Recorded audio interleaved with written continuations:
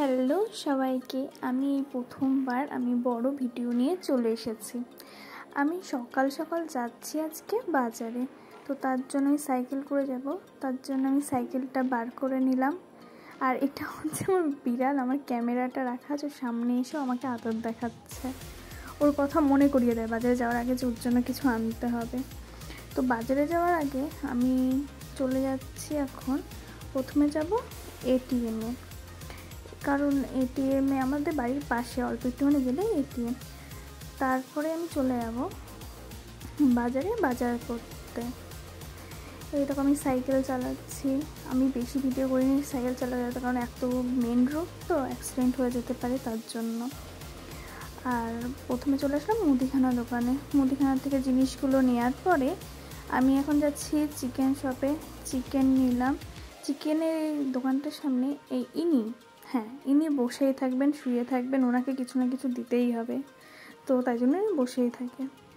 তারপরে চলে আসলাম দশকর্মার দোকানে, যেহেতু আজকে বৃহস্পতিবার ছিল তো সেগুলো লাগতো, যেগুলো মা বলেছিল নিয়ে আসলাম। আসার পরে দেখছি মাকে ডাকছি, মা কোথায় কোথায়। মা দেখছি দোতলার ঘরে এসে পুজো দিচ্ছে। পুজোর জিনিসগুলোও দিলাম আর এই মার সাথে কথা বললাম। মার পুজো দেওয়ার পরে আসতে না আসতেই দেখছি এখানে হনুমানজি চলে এসেছে। হনুমানজি মার সাথে খেলা করছে। মা বিস্কুট দিয়েছে তাই জন্য এরকম উনি করছে। তারপর একটু নিজে স্কিন কেয়ার করলাম। আজকে দেখবে শর্ট ভিডিও যাবে। আর মা এদিকে রান্না করছে। মা করছে চিকেন কষা করেছিল, আর এটা কোন একটা কিছু যেন শাক ছিল মনে নেই। আর তার পাশেরটা ছিল এটা কি একটা যেন কচুর পাতা বাটা ছিল।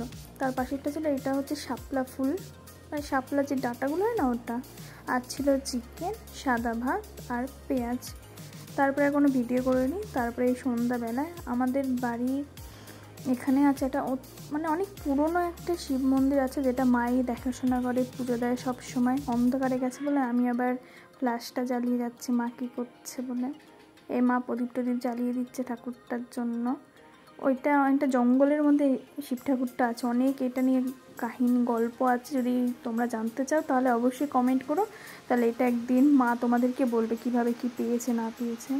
তারপরে সন্ধ্যাবেলায় আজ দিদিও বাড়িতে আছে, তাই জন্য আমরা তিনজন মিলে চা বিস্কুট খেয়ে নিলাম, তার সাথে মুড়িও খেয়েছিলাম।